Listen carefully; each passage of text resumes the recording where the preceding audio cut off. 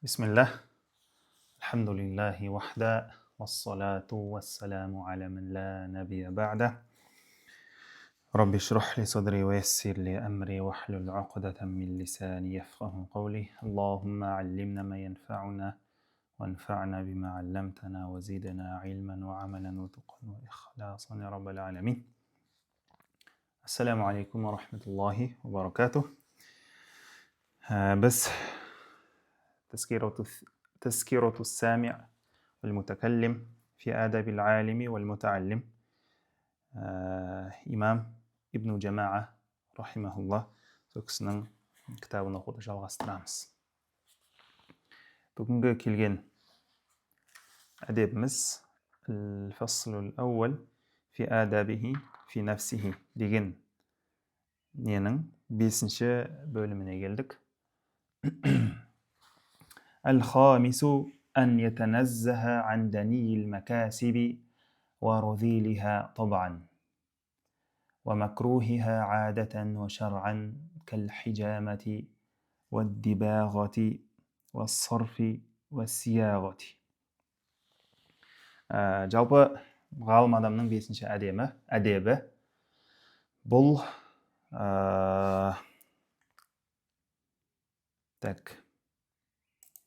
қазақша қалай айтамыз? Бір қоғамда кәсіптер болады, жұмыстар болады, арсыз немесе ғалым адамға, ұстаз, имам адамға жараспайтын амалдар, жараспайтын кәсіптер, жараспайтын тірліктер болады. Сондай істерден сақ болу керек дейді. Сондай істерден аулақ болу керек. Яғни қоғам солай, мысалы қоғам солай қабылдаған. Қоғам оны дұрыс көрмейтін бір нелер болады ғой. Немесе қоғамның көзінше, қоғамның несі бойынша, түсінігі бойынша ол амал, ол кәсіп бір адамгершілікке бір лайық емес амалдар болады. Бұл бір ешқандай бір кәсіпті кемсіту емес. Бәлкім просто ғалым адам сондай төменгі бір адамдардың ойынша, адамдар төмен санайтын бір жұмыс істейтін болса, ғалымның да қадірі қалмайды да. Ғалым адамды да сөйтіп төмендететін болады. Ғалымды төмендеткеннен кейін автоматически ол исламға, ілімге деген құрметтері түседі. Және әдетте, адамдардың әдетінде, және шариғатта мәкрух болған, ұнамсыз болған амалдардан да не қылу керек дейді? Ғалым адам сақтанған дұрыс. Ондай жұмыстар істемеу керек. Мысалы қандай? Хижама алу. Мысалы бұрынғы кездерде хижаманы қойдың емес енді, сиыр, сондай нәрсенің мүйізімен адам бет өзінің аузымен тартып, сөйтіп хижама алатын болған. Бұрынғы кезде сондай бір жұмыстар болған. Енді қазіргі таңда да оның дәрежесі қатты көтерілмеді ау, Алла біледі. Сол сияқты дибағати, тер илеу, сорф және ақша айырбастау, сияғати, сияғо дегеніміз. Алла, сияғо дейді. Неғамаппын ғой, қарамаппын ғой. Жалпы бұны қарап аларсыздар. Сияғо. Жалпы Шейх Хасан айтады, осы амалдардың, соңғы амалдар бұл көбінесе бұда риба араласады дейді да, бұда ше. Көп жағдайда осы амалдарға риба араласады, жаңа сияға болсын, сорф болсын осыларда. Сондықтан одан сақ болғаны дұрыс. Және мынандай нәрсе, Шейх Хасан әдемі нәрсені айтты. Қараңыздар. Субханалла. Не айтып жатырмын мен? Яғни, жарайды, мына екінші бір нәрсеге айтайықшы. Мысалы, бір шәкірт, жалпы немесе ғалым адам, ұстаз адам, бұл қосымша кәсіп істеген жақсы дейді.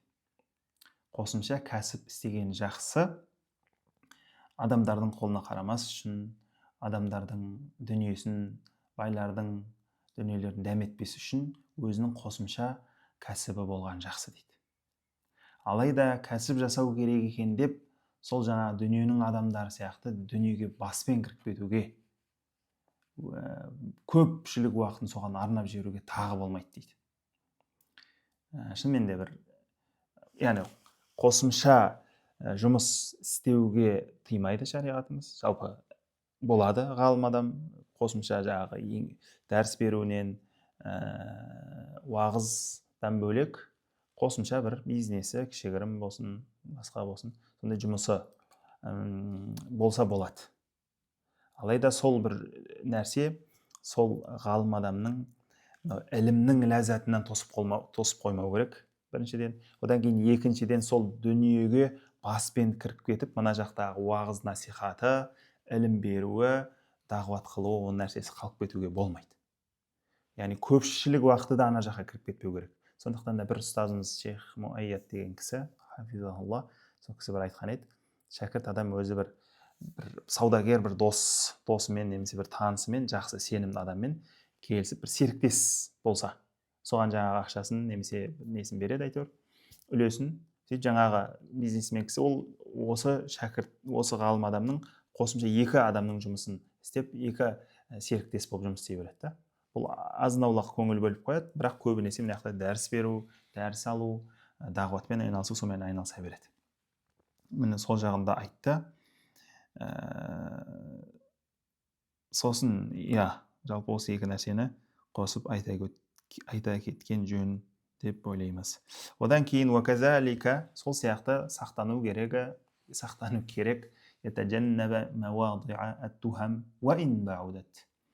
Күмәнді жерлерден сақ болу керек. Күмәнді жерлер деген қалай?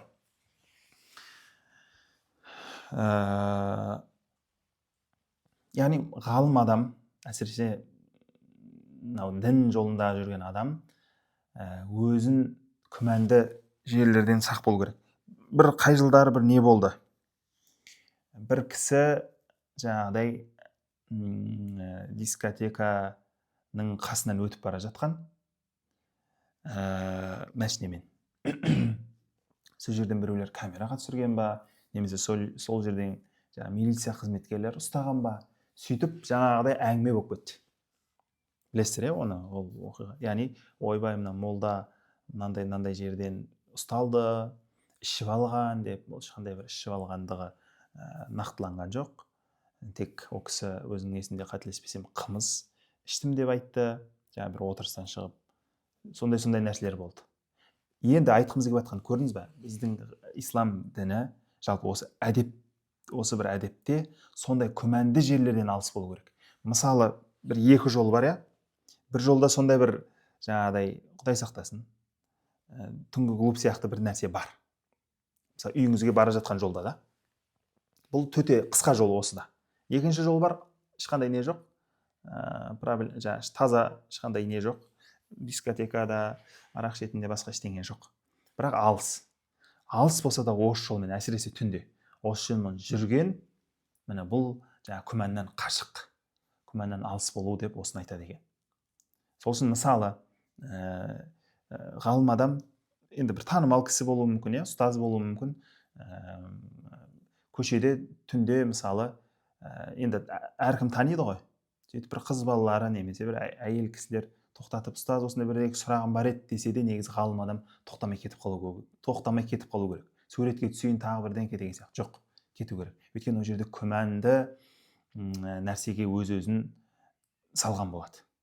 Сосын ертең адамдарға ренжіп, ой бәрінің ой жаман, бірдеңе деп жүрмесін. Бәлкім бұл ғалым кісі осы жерде ықтият сақтанғаны жөн.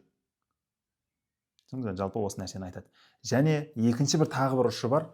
Осындай сақтықты ұстанып жүрген кейбір ұстаздар, ғалымдарды жаңа жамағат ойбай, мына өзінше болып кеткен, мынау тәкаппарланып кеткен адамдарды менсінбейді, қарамайды, тыңдамайды, сұрағына жауап бермейді, тағы деген сияқты. Сөйтіп ренжіп, өкпесін бірдеңелерін айтып қоя ғой, ол ұстаз ба, ол жұлдыз болып кеткен, тағысын тағы.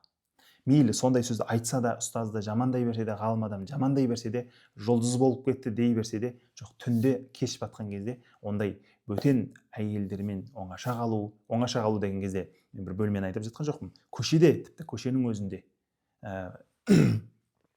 Мысалы, жаңа ғалым адам енді танымал да, интернетте нелерде уағыздар бар. Көшеде кетіп бара жатқан кезде адамдар таниды ғой, ойбай, ұстаз деген кезде, короче, бұрылмай немесе айтып түсіндіріп, айып етпеңіздер, ертең күндіз ба немесе бір басқа кездерде бір сұрақтарыңызды мешітке келіңіздер, сол кезде қоярсыздар деген сияқты тез асығып кетіп қалу керек.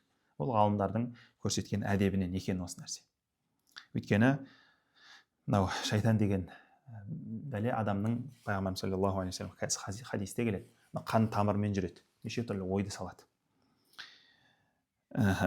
Тіпті жаңа айтады, күмәнді нәрсе тіпті алыс болса да, күмән адамдардың ойы ол күмәнға кетпейтін болса да, осы нәрседен сақ болған жөн деп айтады. Осы жерге байланысты бір нәрсе айтсам ба екен, айтпай жатсам ба екен. Жалпы анау әмрот деп айтады ғой. Әмрот деген сөзді әдейі аударып жатқан жоқпын.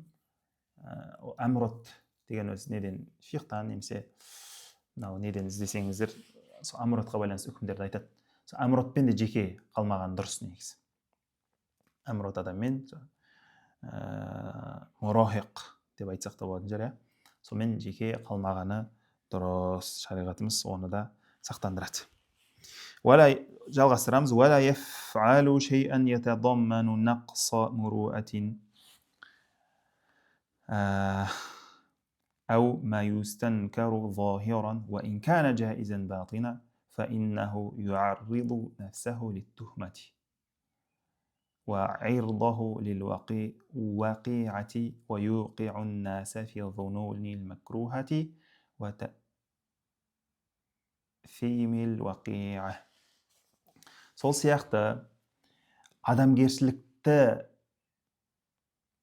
жоятын, адамгершілікті кемсітетін нәрселерді істемеу керек ғалым адам. Және мынау сырт көзге бір дегенде жағымсыз көрінетін істерден де не болу керек дейді, ғалымадан сақтану керек. Мейлі ол шариғатта рұқсат болса да, шариғатта жайыз нәрсе, бірақ адамдар көрген кезде оны қойбай деп шошиды. Мысалы, бір сауданың бір түрі, көпшілік адамдар оны істемейді, ол жаңа кітап беттерінде бар нәрсе, рұқсат, жайыз. Бірақ оны адамдар ол нәрсені саудаларында істемейді да оны. Сен барып сол кітаптан оқып барып не алатын болсаң, ана жердегі адамдар, мынау не істеп, мынау күнә істеді ғой деп айтады. На самом деле күнә емес, ол жаңағы не нәрсе болса да, рұқсат нәрсе болса да, бірақ оны ауамның көзінше жасамаған дұрыс. Сол сияқты мысалы, азанды дәретсіз айтуға рұқсат па? Былай фиқ бойынша, жайыз. Енді мейлі кароха фиқтарда келетін еді ғой. Ұмытып отырмын ше. Макрух болатын беді. Жалпы жайыз деп келеді. Дәретсіз азан шақыру.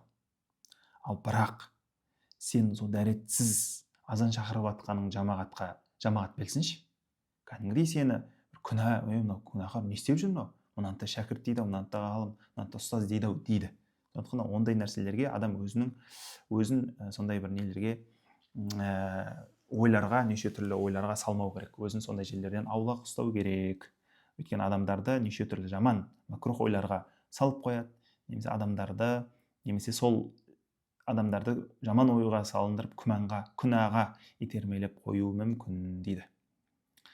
Ары қарай жалғастырайық. فَإِنِ اتَّفَقَ وقوع شيء من ذلك لحاجة أو نحوها أخبر من شاهده بحلمه деген мына риуаятта.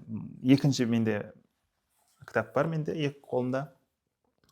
Әл-Башаирул Исламия деген баспада кімнің доктор Мұхаммад ибн Махди Әл-Аджми деген кісінің тахқиқымен осы кітапта бихукмихи деп келеді. Бихилмихи емес, бихукмихи. Енді аударсақ, жалпы бір кісі сөйтіп жаңағыдай бір шариғатта рұқсат, жайыз нәрсе, бірақ сырт көзге оны адамдар дұрыс қабылдамау мүмкін нәрсені бір жасап қалды. Амалсыздан жасап қалды да, мысалы ше. сөйтіп жасап қойды мысалы ондай істі. Енді не істейді ғалым адам? Ол кезде жаңағы көрген адам сол қасындағы болып қалған адамға, жамағатқа, қарапайым жаңағы намазхан кісілерге айтып түсіндірді, осындай бұл рұқсат нәрсе негізі.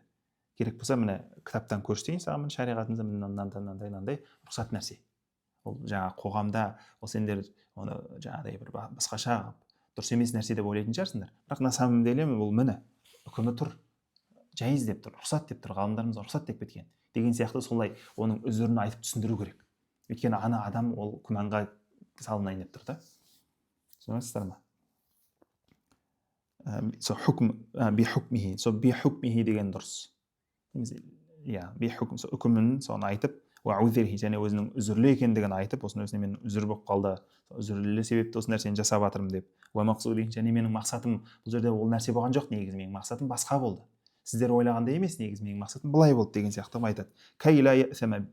Сол үшін күнәға түсіп қалмас үшін. Мына кісі немесе жаңағы ойлаушы адам күнәға түсіп қалуы мүмкін да. Сөйтіп бұл жаңағы бұл ғалымның сол бір ісін көрді да, жаңағы адам ой мынау ма ғалым деп жүргенің, ұстаз деп жүрген, қоя сал деп болды, енді бұдан кейін келіп мешітке де келмейді, бұл кісінің ілімін де алмайтын болады да. Сондықтан ғалым адам осы жерде өте сақ болу керек. Жаңағы ғалым адам осыдан пайда алып жүрген болса, сол пайдасы тоқтап қалуы мүмкін. Сол үшін пайғамбарымыз саллаллаху алейхи вассалам бір екі оқиғасын келтіреді, мен оқып кетейін.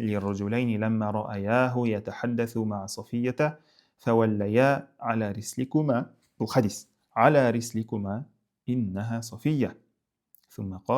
Жалпы бір екі кісі, екі мұсылман кісі, бұл бір кешкісін болған оқиға, хадистерде солай келеді, мен шатаспасам. Пайғамбарымыз саллаллаху алейхи вассалам София анамызбен, өзінің әйелімен әңгімелесіп тұрады көшеде. Сөйтіп бір екі кісі көреді да, пайғамбар екенімізді таниды да, қой біз кетейік дейді да, бұрылағап кетіп барады. Сол кезде пайғамбарымыз саллаллаху алейхи вассалам тоқтатып алады да, пәленкес аля рисликума, тоқтаңдар. Бұл София ғой дейді, әйелім ғой деп тұр ғой, жарым ғой деп. Жаман ойға бармаңдар деп жатыр да пайғамбарымыз. Сөйтеді де былай қылып керемет, тағы ана кісілерге де сендер ойларың жаман деген сияқты ондай нәрсені айтпайды. Бәлкім мынандай керемет әдеппен былай түсіндіреді пайғамбарымыз саллаллаху алейхи вассалам. Бұл сендердің, менің жарым София аналарың дейді. Және шайтан бұл адамның қан тамырымен бірге жүреді дейді. Сөйтіп сендердің жүректеріңе бір жаман ой, бөтен бір әйелмен түнде бір кешкісін тұрма пайғамбар деген сияқты ой салама деп мен қорқып, мен сендерге айтып тұрмын деп пайғамбарымыз саллаллаху алейхи вассалам осы бір хадисін айтады. Бұл Бұхари Муслимде келген хадис. Сөйтіп жүректеріңе сол бір нәрсені күмән, неше түрлі жаман ой салама деп қорқытым дейді. Басқа бір риуаятта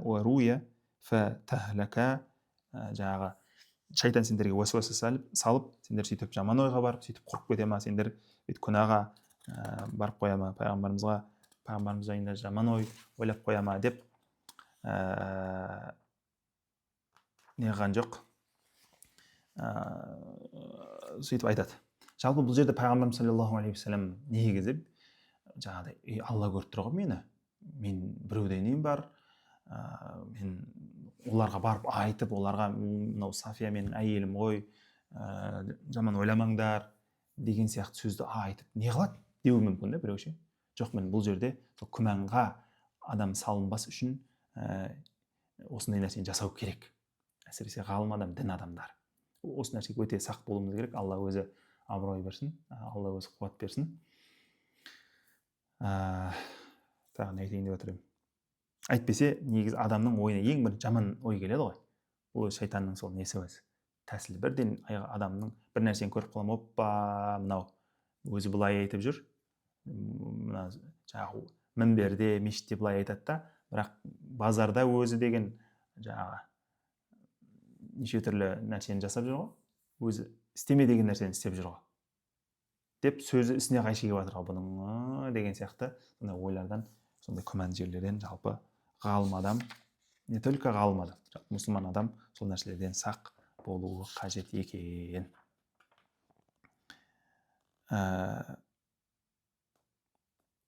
иә, жалпы осымен иншалла тоқтайық. Wa akhiru da'wana anil hamdulillahi rabbil alamin.